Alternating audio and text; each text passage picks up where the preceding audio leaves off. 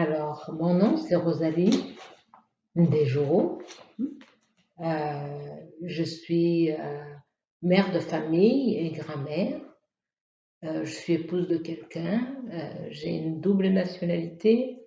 Je vis ici et je vis au Rwanda, moitié-moitié. Et le Rwanda, c'est mon pays natal. Et ici, c'est mon pays d'adoption. Et j'aime beaucoup les deux.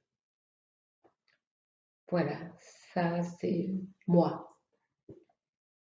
L'éducation des adultes, je pense que je vais parler de l'éducation des adultes dans ma contribution au CEDAF, au CDACF, parce que le CEDAF est l'endroit qui m'a fait comprendre l'éducation des adultes.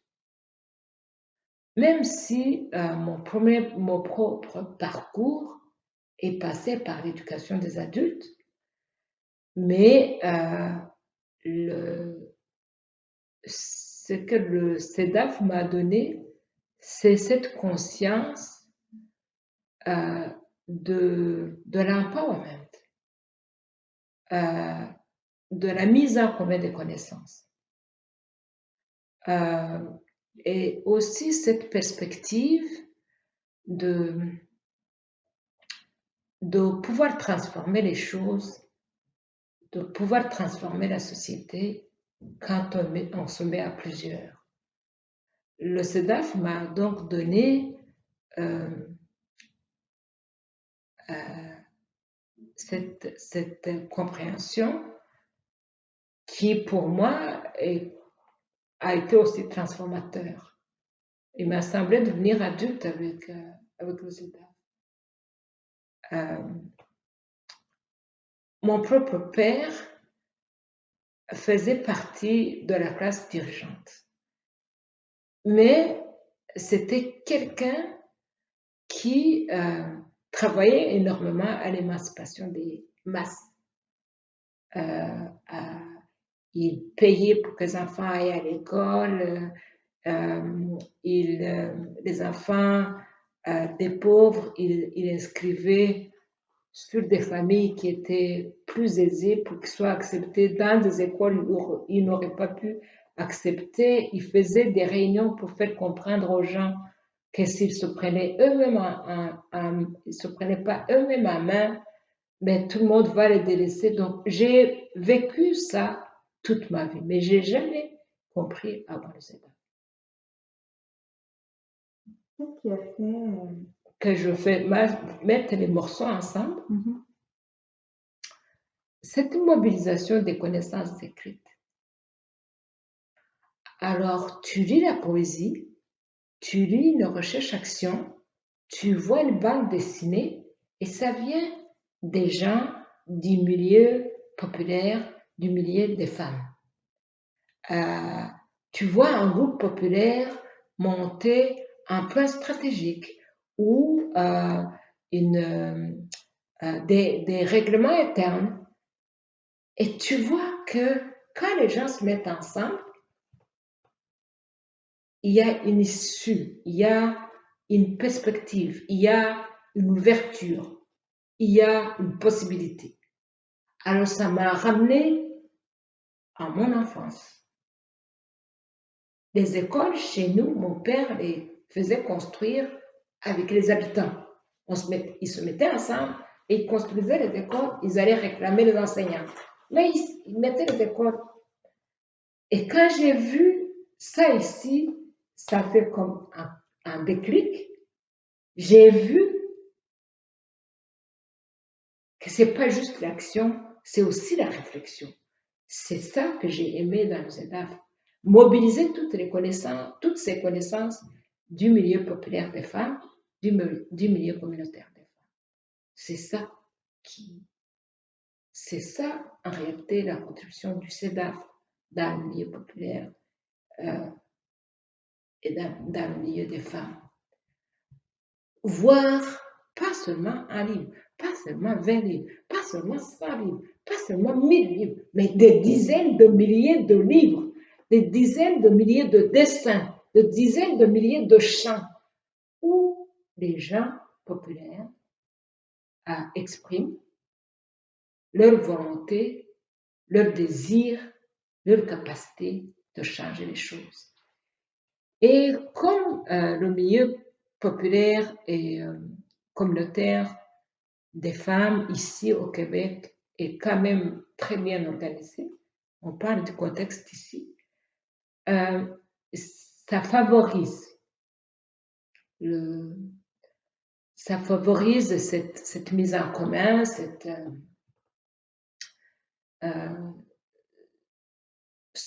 peut-être ce rêve aussi de voir que les choses peuvent changer. Parce qu'elles n'ont pas toutes changé, mais les choses changent.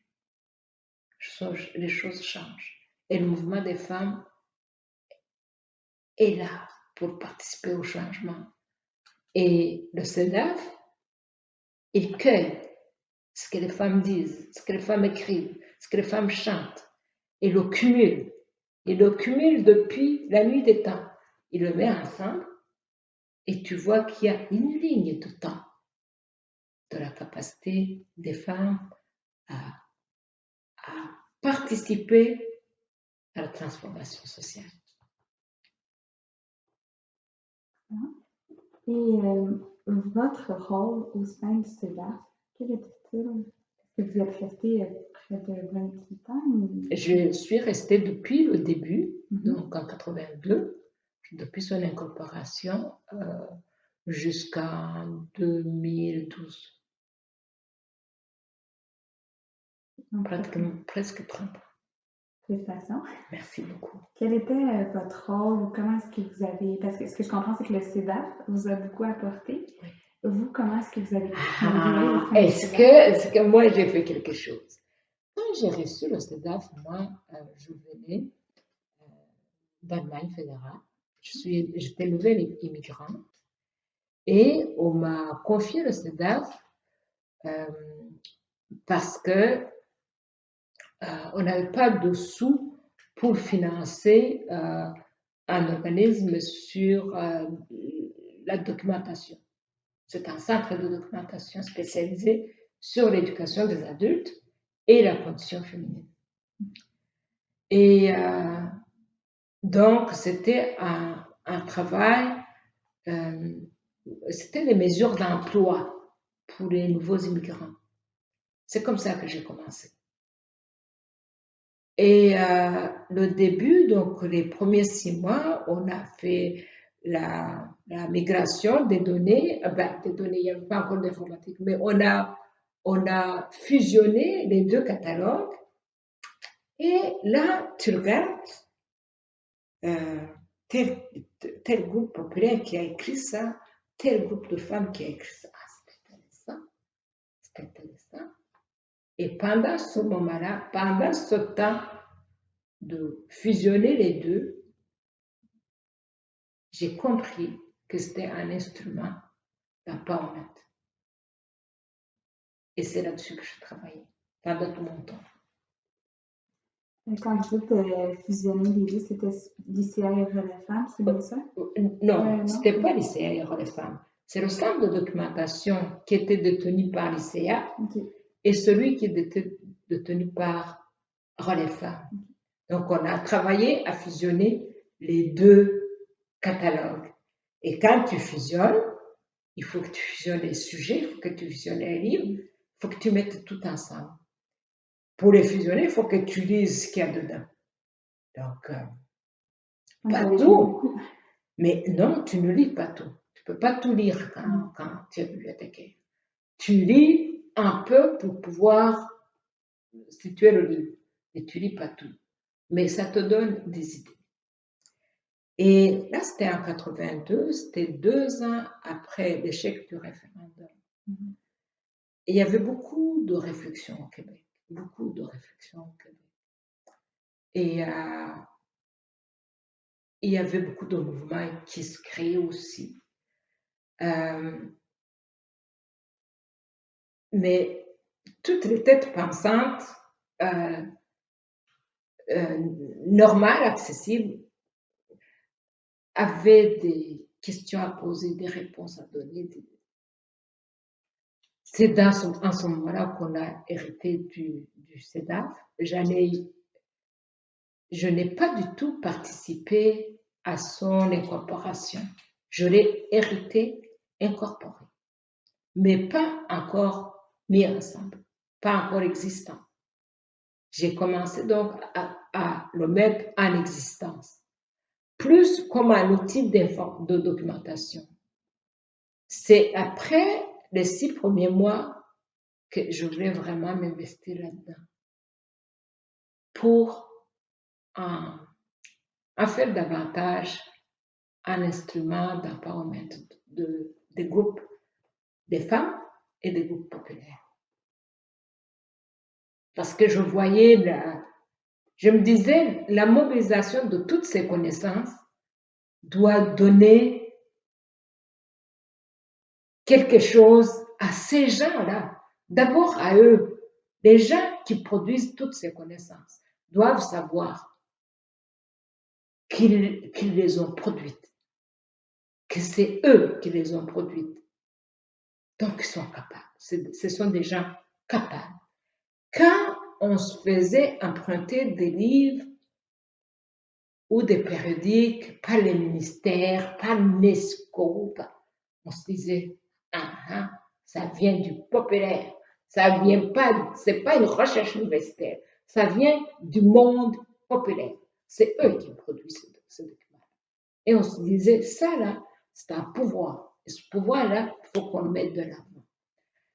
Et on a eu beaucoup de chance. Il y avait beaucoup de changements au Québec, parce que on a fini ça, cette mise en commun, on n'a pas fini en 6 mois, ça nous a pris quand même 1 an et demi. Et puis, on a eu, il y avait des questions sur l'alphabétisation.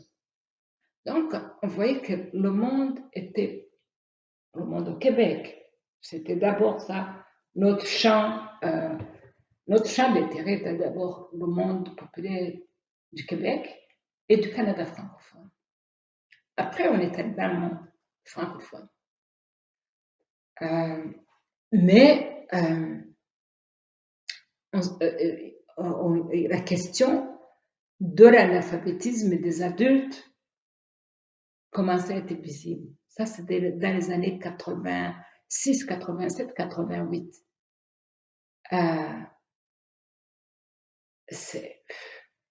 Les questions de l'analphabétisme étaient donc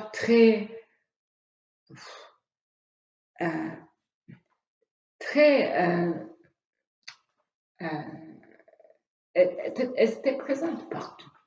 Le monde était malheureux parce que les gens étaient analphabètes. Mais tu te disais, même ceux qui ne sont pas analphabètes, il ne faut pas entendre. Mais faisons quand même en sorte que les gens soient moins analphabètes. Et on a participé à ce mouvement-là de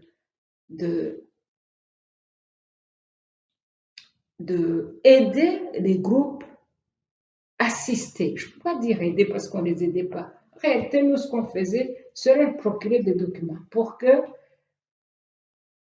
aient des bases solides pour faire de l'alphabétisation, pour valider leur alphabétisation, pour voir où ils en étaient avec pas seulement le code écrit, mais aussi la pensée critique, la lecture critique de ce qu'ils voyaient.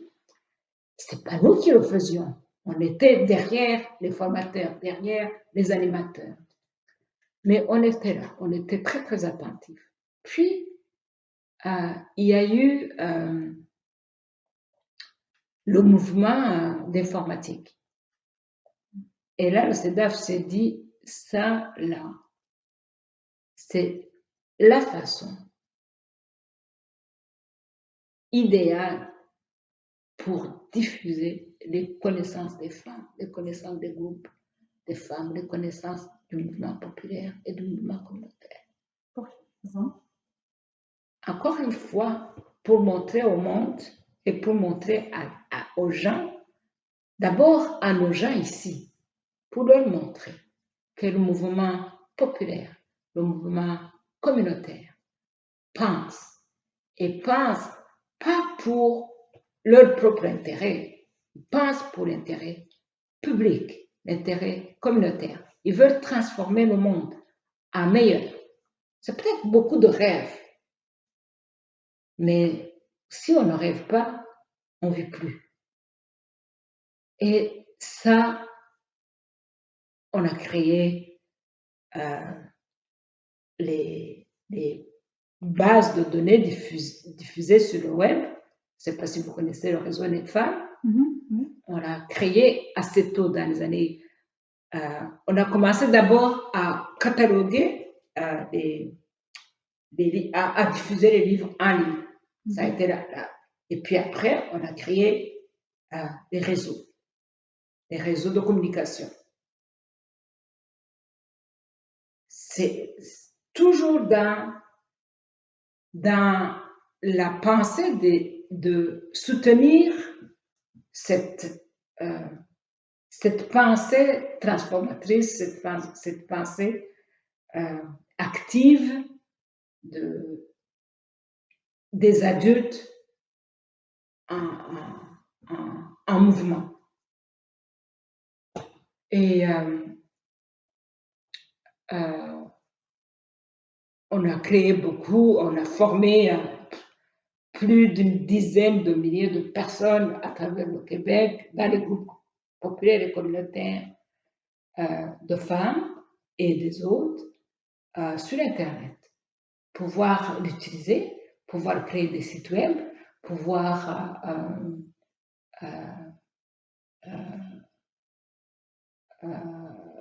communiquer entre eux. Et le reste est venu, une fois que tu as ouvert les portes, le reste est venu tout seul. On a créé le réseau mondial des femmes et un français en partage. Vous m'avez demandé qu'est-ce que moi j'ai fait. J'ai jamais rien fait tout seul. J'étais dans un mouvement et j'avais la chance de coordonner le CEDAF et de faire travailler des femmes exceptionnelles comme Sharon Hackett, Thérèse Leblanc,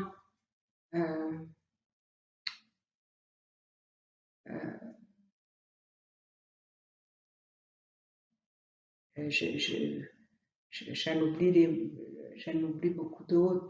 Il y a Céline, je ne vois pas son nom de famille, mais des personnes techniques qui étaient capables de faire voir cette mobilisation des idées, des pensées, des réalisations des groupes de femmes qui pouvaient les faire voir à travers, pas seulement le Québec, pas seulement le Canada, mais à travers le monde.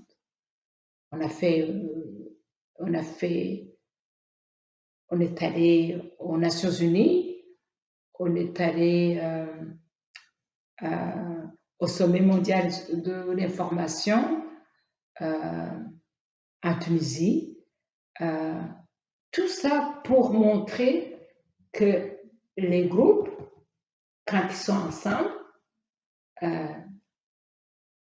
les gens, quand ils sont ensemble, il y a quelque chose, si vraiment on ne veut pas fermer les yeux. Quand les gens sont ensemble, ils vont transformer inévitablement la société.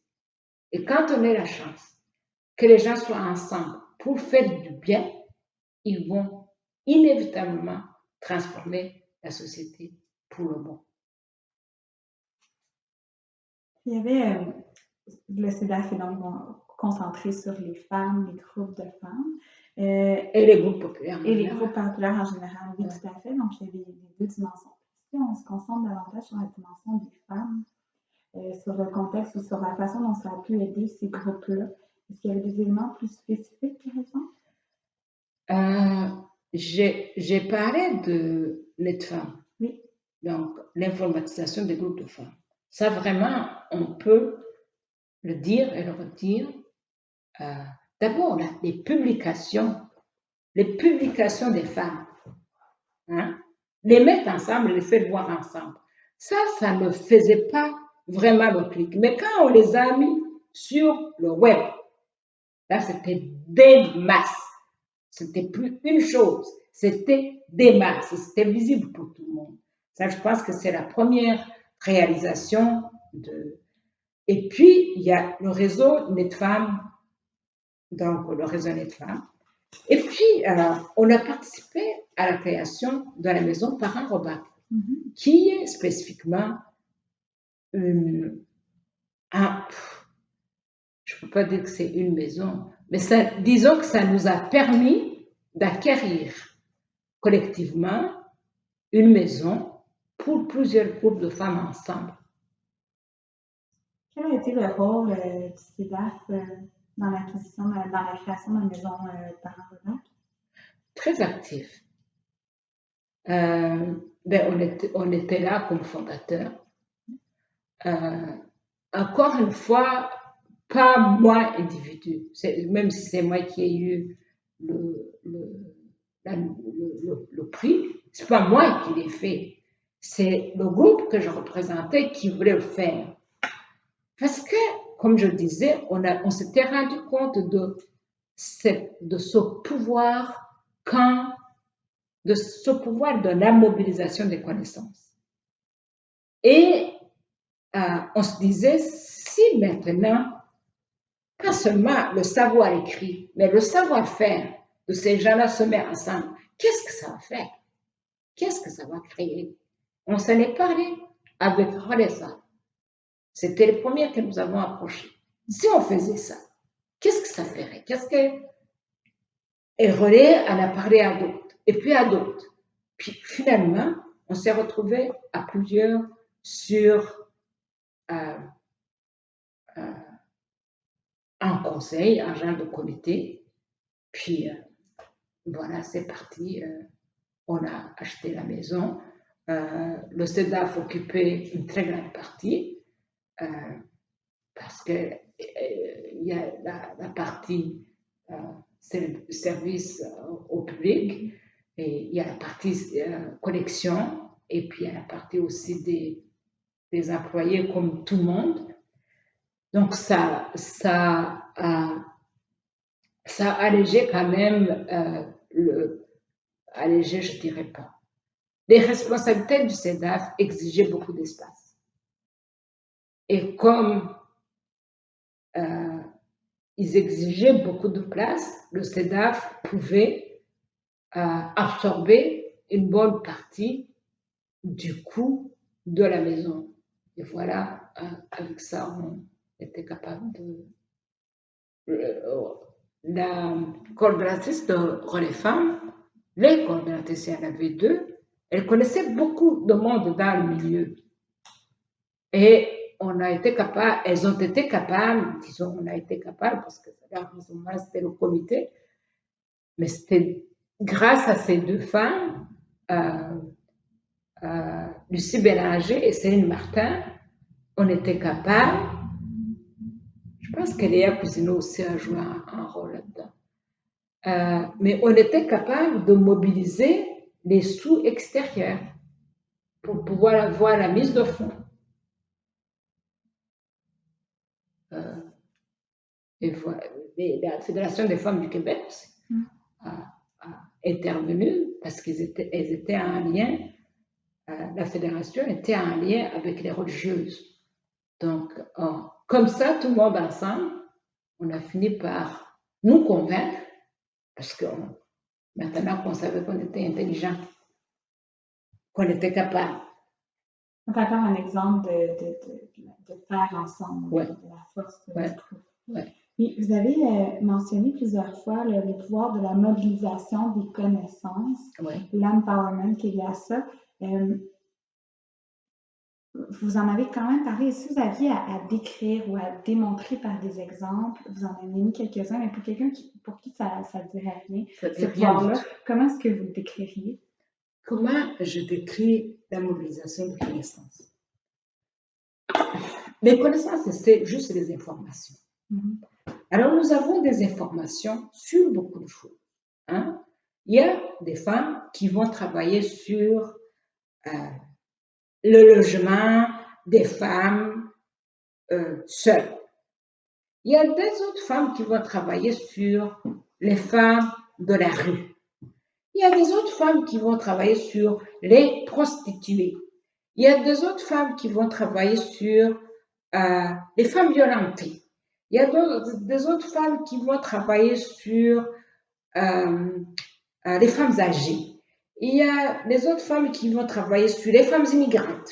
Il y a des autres femmes qui vont travailler sur les femmes avec des handicaps. Donc, il y a beaucoup d'informations ensemble.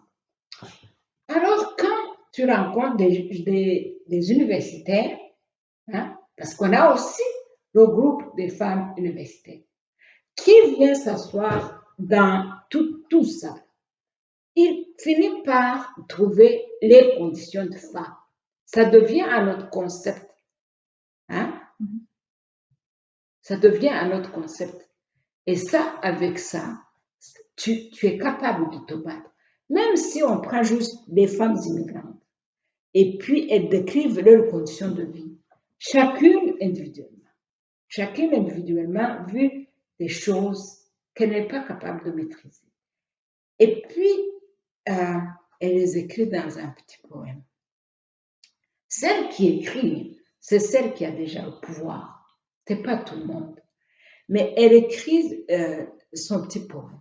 L'autre va l'écrire parce qu'elle a vécu ce qu'elle appelle une injustice devant un logement. L'autre va l'écrire parce que n'est pas capable de travailler à cause ou de la couleur de la peau ou non, elle ne va pas l'écrire. Elle ne sait pas écrire, mais elle va le dire et quelqu'un d'autre l'écrit. Donc tu mobilises tout ça, tu mets tout ça ensemble. Tu as beaucoup d'informations sur les femmes immigrantes. Et à ce moment-là, elles ne sont pas sans connaissance. Elles ont une connaissance de la condition variable de leur situation. Et il peut y avoir une revendication de formuler et de démontrer. Et les choses changent. Et quand tu mets toutes ces informations ensemble, il y a une connaissance qui en ressort. Et ça a été ça, le travail du CEDAF. Le monde populaire, le monde communautaire, le monde, c'est déjà un grand pas. Hein? Quand les gens sont capables de se mettre ensemble, c'est déjà qu'ils sont émancipés. Mais quand les gens se mettent ensemble, ils vont se battre pour ceux qui ne sont pas ensemble, qui sont nulle part. Donc, ces gens qui s'organisent, eux, ils se battent pour ceux qui ne sont pas capables de s'organiser. Et les choses changent. Lentement, mais sûrement. Le monde peut fermer les yeux, mais ce n'est pas parce qu'il n'a pas vu. Et c'est ça que le CEDAF fait. C'est cette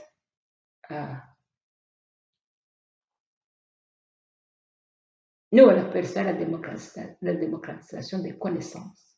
Mais c'est dans les deux sens. C'est démocratiser les connaissances d'en haut, les savoirs qui viennent des chercheurs, les savoirs qui viennent de nos gouvernements. Nos gouvernements produisent le savoir aussi. Mais aussi le savoir du monde communautaire. Parce qu'il y en a aussi du savoir.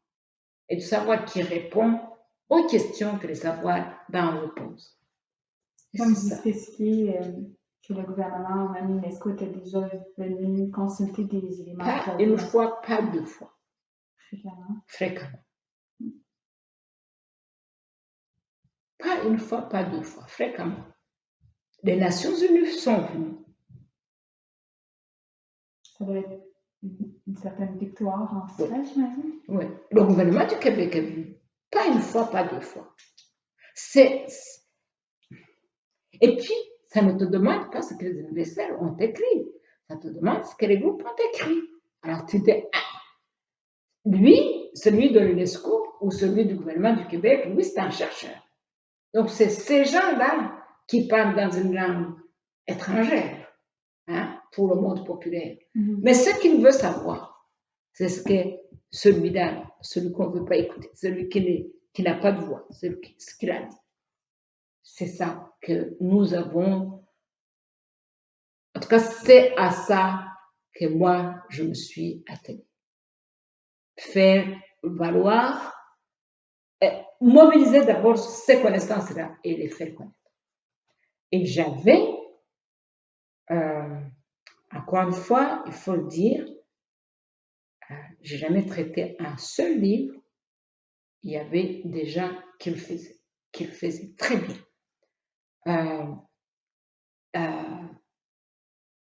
J'avais des conseils d'administration qui ont été très, très aidants parce qu'ils ont accepté qu'on aille dans ce sens-là. Vous avez parlé un peu du contexte en expliquant que le CEDAF a débuté pas longtemps après le référendum de 1980. La situation des femmes à ce moment-là ou des groupes communautaires, est-ce que vous pourriez nous décrire un peu plus au moment où est-ce que ça a été créé? Ou peut-être, est-ce qu'il y a des moments clés au cours des années que vous avez identifiés en lien avec le travail que vous faisiez? Oui. Même si le CEDAF a travaillé davantage pour le mouvement communautaire, le mouvement populaire, le mouvement des femmes, mais on était quand même très, très attentifs à les formations publiées, donc les REF. Je ne sais pas si vous connaissez les REF. Non. C'est l'Institut de recherche féminine. Ouais. Oui, je m'excuse, j'avais continué. Oui, parfait. Oui. Ça a été créé pas longtemps après, dans ces moments-là. Et ça publie. Et il y a des groupes qui sont nés en ce moment-là. Je pense que les Calax sont nés aussi dans ces moments-là. Donc, il y a des groupes qui venaient pour répondre à des questions spéciales, bien spécifiques, qui souvent n'avaient pas été, que souvent on n'avait pas mises en exergue. Et ça prenait ça en charge. Ces groupes-là prenaient ça en charge. Je pense que, je ne sais pas, Chantal dit que c'est quand son avortement, donc, quand elle a voulu avorter. Oui, mais je risque de me mélanger moi aussi. Mais il y a jusqu'en 90. Non, je mens. Je pense que jusqu'en 2000. Il n'y a pas eu un seul moment pendant le temps où j'étais là où il n'y avait rien de nouveau que le mouvement des femmes avait à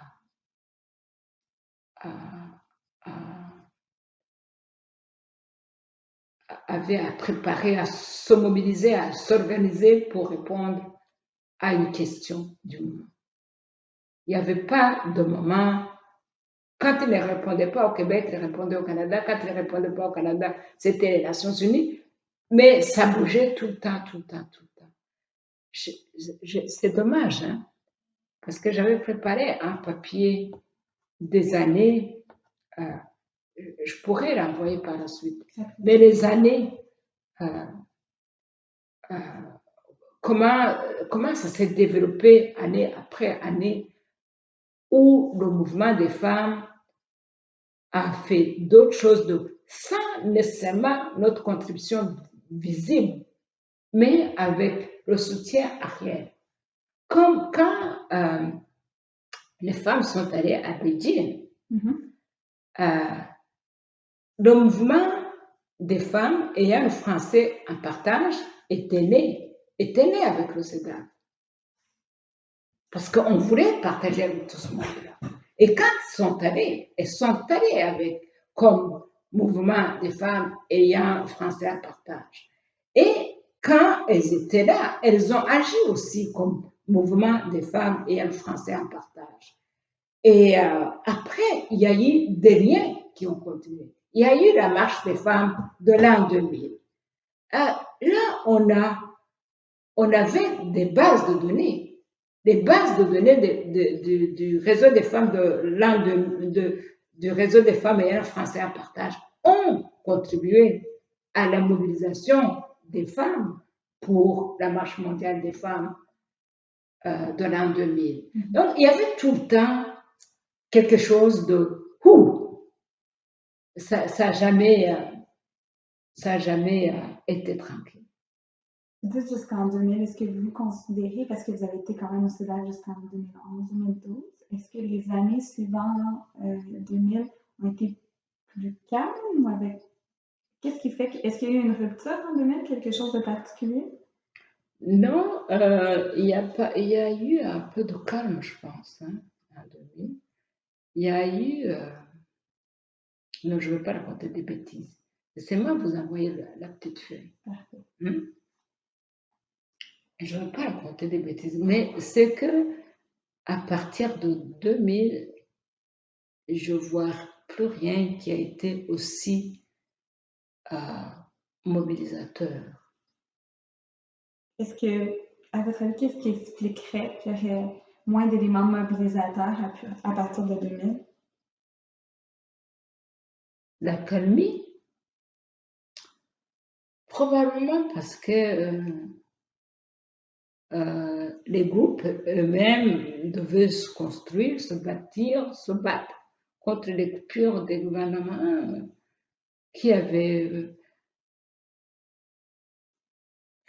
Est-ce que c'est en 2010 qu'il y a eu la marche des femmes 5 ans après? Non. En 2000 qu'il y a eu la marche des femmes 5 ans après? Ou est-ce que c'est en 2005? Je ne m'en souviens plus du tout. Je vous reviendrai là-dessus. Il y en a eu quelques-unes, effectivement. Je sais qu'il y en a une en 95, en 2000. 2000, c'est 5 ans après. Ouais. Est-ce que c'était 2010? Je pense qu'il y en a eu. Si on compte la marche fin d'Héros, je pense qu'il y en a eu 4 au total. Je vérifierai aussi de mon côté. Ouais, donc on était tout le temps à l'arrière-plan, mais présent dans le mouvement des femmes plutôt que dans le mouvement populaire en général. Dans le mouvement populaire, je dirais que oui, on a participé à la mobilisation des connaissances, mais vraiment, et on a participé aussi à l'informatisation. C'est ça. Les années 2000, ça continue après 2000, c'était l'informatisation. Nous, c'était ça beaucoup. Parce qu'il fallait informatiser toute la province et le Canada francophone aussi. Donc, c'était beaucoup là-dedans qu'on était. Parce que c'était une porte très ouverte à la mobilisation et à la collaboration. Nous, on envoyait des livres à travers tout le Canada. Donc, quand il y a eu l'informatisation, on a commencé à numériser les livres pour les mettre en ligne, pour que les gens viennent le chercher eux-mêmes. Donc, il y avait non, les années 2000, je pense, et après, c'était davantage dans l'informatisation. On a commencé en 80, je dirais en 92, on avait 90, jusqu'en 2000, une vingtaine d'années à peu près. Un travail d'ampleur. Ouais. Puis, c'est possible que vous soyez moins familière parce que je sais que vous êtes plus nécessairement avec le CEDAF au cours des dernières années, mais à votre avis, ce serait quoi le rôle du CEDAF en ce moment ou dans les années à venir Donc, je ne peux pas lui donner un rôle. Je ne suis pas sur le conseil d'administration, je ne suis pas dans la direction. Je pense que moi, c'est ça que j'avais compris. Et comme je vous disais, j'ai eu la chance d'avoir des conseils d'administration où le monde se sentait moins formateur traditionnel que plus transformateur.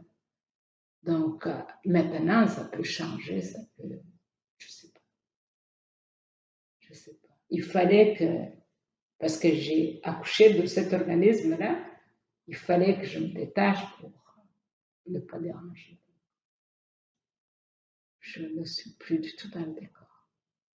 Parmi toutes les choses que vous avez accomplies, que ce soit au sein du CEDAF ou ailleurs, ou via le CEDAF, parce que vous semblez dire souvent que vous faites partie d'un groupe que vous représentez des groupes, ce serait quoi un ou quelques éléments dont vous êtes le plus fier que vous avez accompli? Pour les groupes de femmes? Oui, oui, plus au niveau éducation, groupe de femmes, effectivement. Pour le groupe de femmes, je pense ce dont je suis le plus fière, c'est la création de l'État.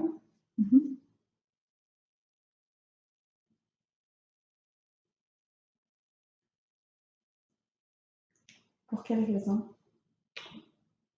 Parce que ça a été un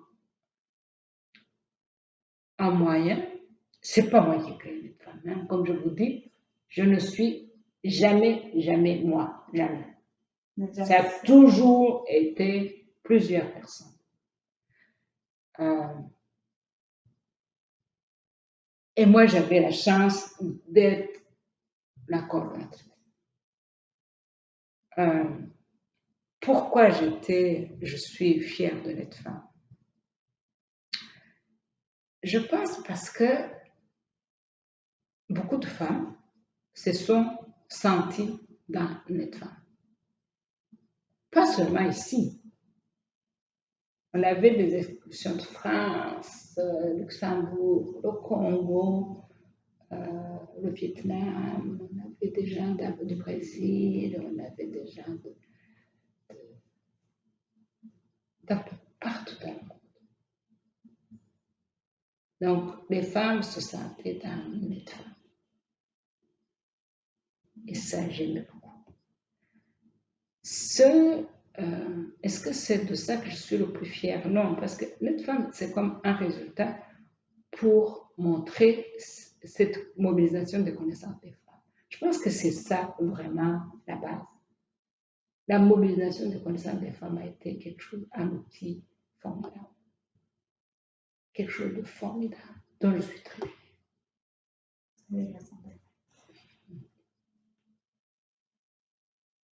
Vous avez nommé quelques femmes jusqu'à présent que vous trouviez différentes, vous mentionnez qu'il y avait eu aussi un impact, j'en ai noté quelques-unes, Lucie Bélanger,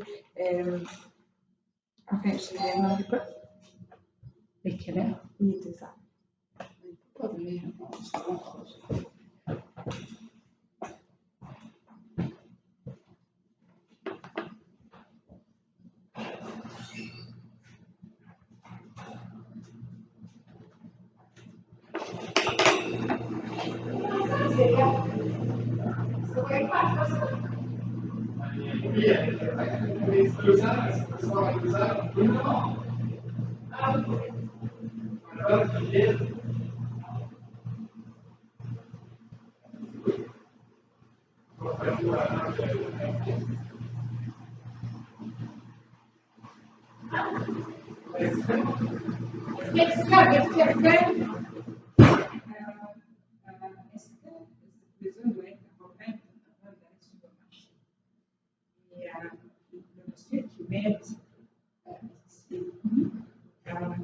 vous me permettez que je fasse un petit tour.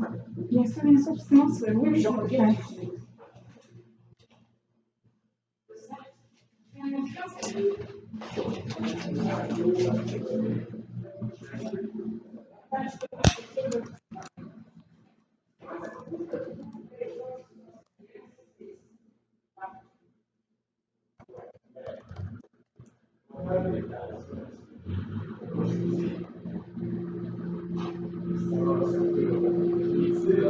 Il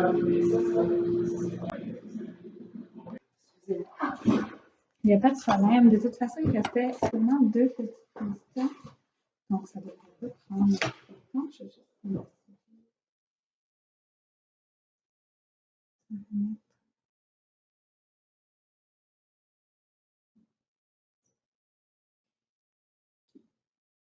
Parfait. Ça va? Tout est correct? Pas vraiment. Non. Ça, c'est Montréal, hein? Donc, Ouais. donc, comme je disais, il restait 2 questions en fait. La première, comme je mentionnais, vous avez parlé de certaines femmes qui avaient aussi contribué avec vous, vous avez trouvé inspirantes. Est-ce que vous auriez une ou plusieurs femmes qui vous ont justement inspiré, soit dans le passé ou présentement dans ce que vous faisiez dans le domaine des femmes ou le domaine de l'éducation? Qui sont vos modèles, si on veut, si vous en avez? Mon Dieu. La liste est longue. La liste est très longue. J'aimais beaucoup voir agir Françoise David parce qu'elle était naturelle. Elle parlait elle mettait son cœur et son esprit dans elle disait ce qu'elle pensait, ce qu'elle faisait. C'est toujours limpide. J'aimais beaucoup voir Lucie Bélanger à cause de sa passion de l'action. On va se faire interrompre par le message. Je vais prendre ça. Oui, donc Lucie Bélanger, pardon. Oui. Passion de l'action. Elle avait une telle fougue pour l'action que tu te disais que tu ne pouvais jamais être fatigué.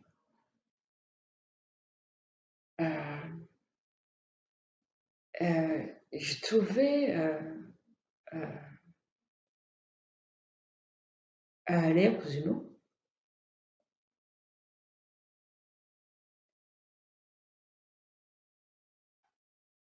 très inspirante pour sa capacité politique. Elle traduisait les pensées des gens dans une articulation politique.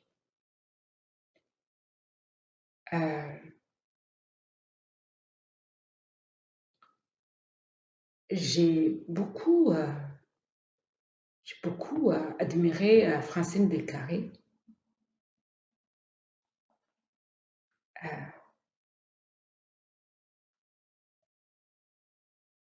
Parce qu'elle était l'intellectuelle qui n'en démordait pas. Elle était l'intellectuelle. Et je trouvais ça beau. C'est comme un art.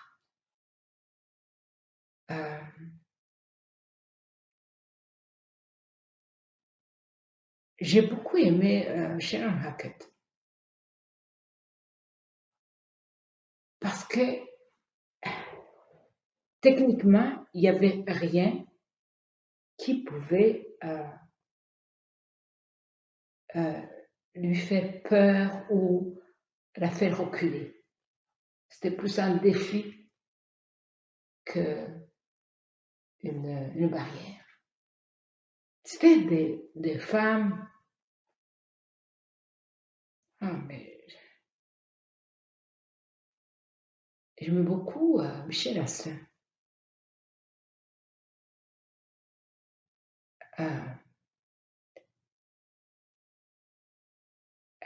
Parce que Michel, c'était la fille de Michel Asselin et Manu Massé.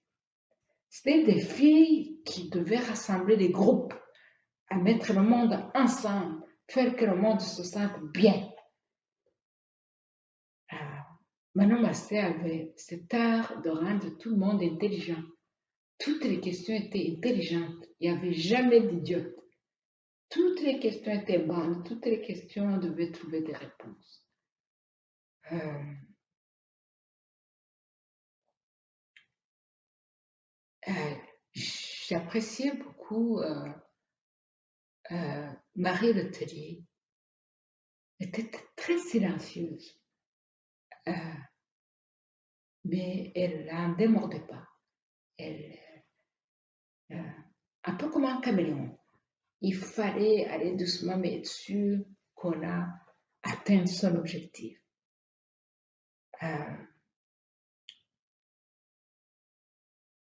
Quelqu'un qui m'a beaucoup aidé, c'est Thérèse Leblanc. Une fois, j'étais malade, très malade. Vraiment, je sentais que je n'avais pas la force. Puis Thérèse m'a dit,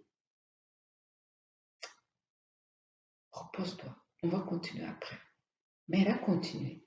Donc, c'est comme, c'est pas grave, là. Toi, tu vas être malade, un tout petit peu. Mais il faut qu'on continue. Non, il y avait beaucoup de femmes, beaucoup de femmes. J'avais Lorraine Paette pour répondre à toutes les questions de gestion. Parce que le groupe de femmes, c'est en même temps des gestionnaires et des humains, et de matériel, et d'argent. Puis Lorraine Paette avait toujours cette capacité de se reculer et de revenir avec une réponse.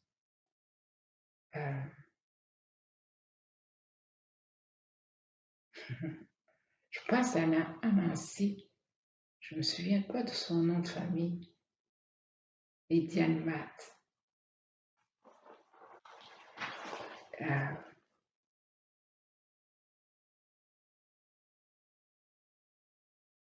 Non, il y a beaucoup de femmes.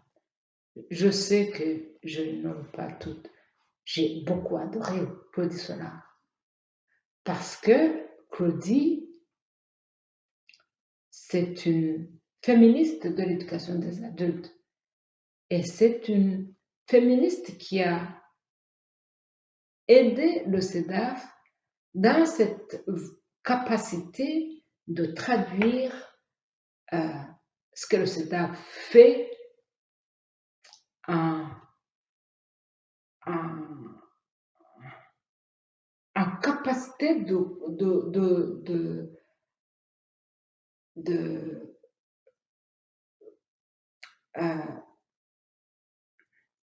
partager avec les autres. Parce que quand on a commencé l'informatisation, on avait tout le monde appris individuellement, mais personne ne maîtrisait la façon d'éduquer les adultes. Donc il fallait qu'elles viennent voir, puis qu'elles disent, attention, les adultes n'apprennent pas comme ça. Les adultes ont déjà des connaissances. Il faut partir de leurs connaissances ajustées pour que ça corresponde bien au monde pour lequel on faisait les choses.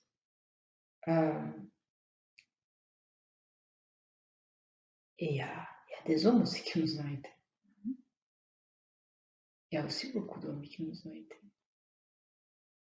Paul Bélanger, Alain, qui vraiment, encore aujourd'hui, est derrière les groupes de femmes et les groupes populaires.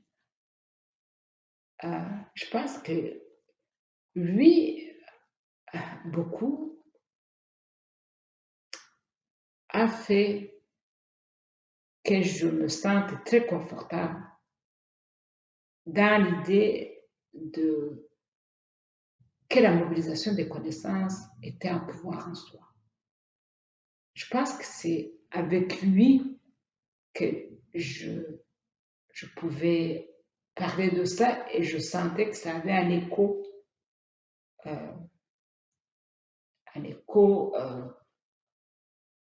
que je souhaitais trouver ailleurs aussi. C'est comme lui qui a validé l'orientation dont je me sentais responsable.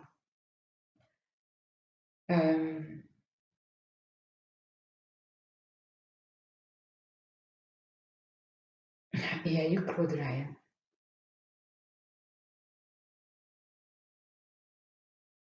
Claude Ryan croyait en l'éducation des adultes. Et puis, le fait qu'il y avait un centre de documentation sur l'éducation des adultes et les femmes, pour lui, c'était évident.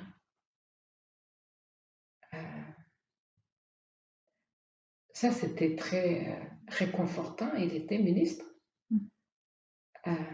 Donc, c'était très réconfortant que d'en haut, on trouve aussi que l'idée de mettre les deux ensemble avait un sens. Il y avait le père Georges-Henri Lévesque. Lui aussi trouvait que le mouvement populaire, le mouvement communautaire était un puissant transformateur social. Oui, il y a eu de ça. Il y a Jean Martin,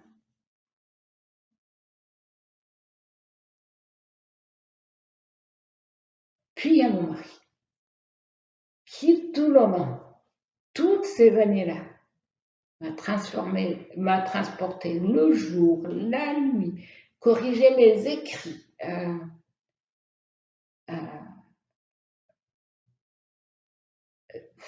participer à tout. Il croyait lui aussi. Il croyait vraiment. Il disait que le monde, c'est le petit de la femme. Ouais. Que donc, si la femme n'est pas reconnue, capable et connaissante, le monde va mal aller. J'étais d'accord avec moi que les connaissances des femmes, ce sont les connaissances importantes.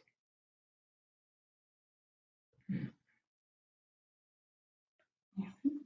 Et en termes de conclusion, est-ce que vous auriez, en fait, quel organisme ou quelle personne considérez-vous qu'actuellement ou dans une vision future vont être capables de continuer ce que vous avez déjà fait, que vous êtes encore aussi en train de faire pour les groupes communautaires, pour les femmes? C'est quoi le futur de ça? Ça passe à travers qui ou à travers quel organisme, à votre avis? Vous savez, le Québec et le Canada francophone et le Canada en général commencent à avoir beaucoup plus de femmes qui ont étudié. Et ce qui est beau, c'est que les femmes qui ont étudié vont aussi dans le mouvement populaire, dans le mouvement de transformation. Et ce sont des femmes qui sont articulées.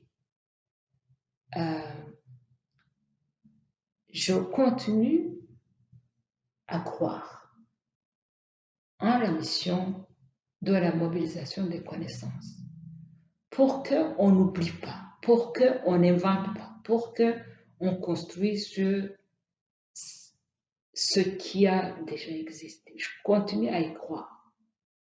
Quand on ne sait pas d'où on vient, on ne sait pas du tout où on va.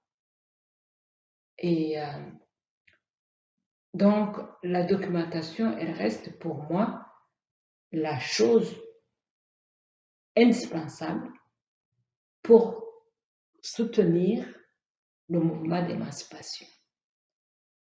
Et le mouvement d'émancipation ne va jamais cesser. Vous avez vu dernièrement les jeunes des secondaires, du primaire, qui se sont mobilisés parce qu'on ne pense pas à l'environnement. Le mouvement populaire et communautaire va continuer à exister. Et s'il continue à exister, il faut qu'il soit documenté, qu'il soit qui puisse se baser sur des faits, sur des réalisations des autres qui se sont mobilisés, qui ont pu changer les choses. C'est une force permanente. Donc, je ne peux pas dire quelle organisation ou quelle personne. Il va y avoir beaucoup de personnes, beaucoup d'organismes. Ce que je peux souhaiter, c'est la cohésion entre tous ces mouvements de transformation sociale.